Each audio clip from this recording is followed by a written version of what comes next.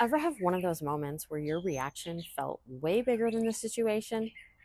Someone says something small and suddenly you're irritated, shut down, or spiraling? Later, you're left wondering, why did that bother me so much? That's not just being sensitive, that's a trigger, something beneath the surface that got activated. And triggers aren't weakness, they're emotional landmines from unhealed pain, past experiences, or buried beliefs. And when you don't recognize them, they control you. They hijack your reactions, your relationships, and your peace.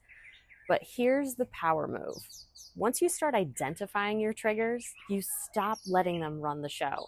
You take back your power one moment at a time. So here's 3 steps that'll help you do just that.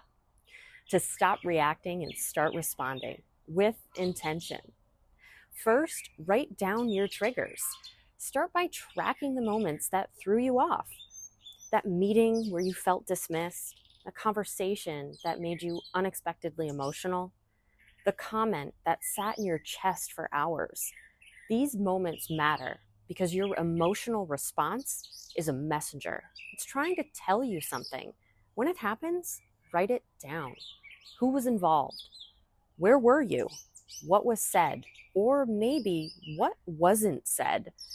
How did your body react? Was your heart racing? Did your stomach sink? Did your energy suddenly shift? These reactions hold data, and the more you track these moments, the clearer the patterns become. Because triggers don't come out of nowhere. They repeat, they leave clues. And once you spot the pattern, you can start to rewrite the story. Second, reflect on why they trigger you. So go deeper and ask yourself, what is this really about? That trigger wasn't just about the meeting, or the comment, or the silence. It was about what it represented. Feeling dismissed might bring up memories of not being heard growing up. A moment of rejection might reopen an old wound you thought you buried. Being overlooked might echo a belief that your voice doesn't matter. This step is tender, but powerful.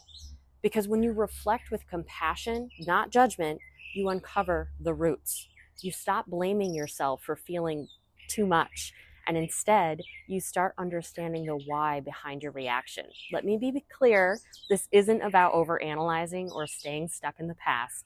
It's about learning from it so you don't keep reliving it in the present. Because once you understand the why, you can start healing the wound instead of just reacting to the symptom. Third, become aware in real time. This is where the real change happens. You've journaled, you've reflected. Now it's time to catch it while it's happening. Your body usually tells you first. You might feel your jaw clench, your shoulders tighten, your tone shifts without you even realizing it. That's your cue.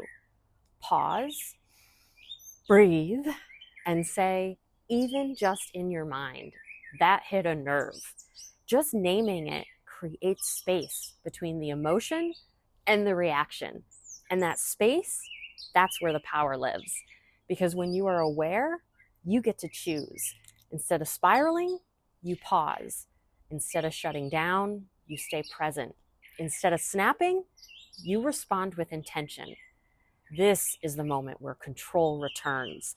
And awareness, real awareness, is the first step to maintaining control. So let's recap how to take your power back. Write triggers down, reflect on the why, become aware in real time. You don't need to avoid your triggers. You don't have to fear them. You just need to understand them. Because once you do, you'll stop reacting out of pain and start responding from power. Drop a comment if you're ready to start identifying your triggers. And if you found this helpful, hit that like button, share it with someone who's ready to take control. And if you want to take this conversation deeper, click the link below or in my bio to book a free clarity call. You have the awareness, you have the strength, you have the power to choose how you show up every single day. I'll see you in the next video.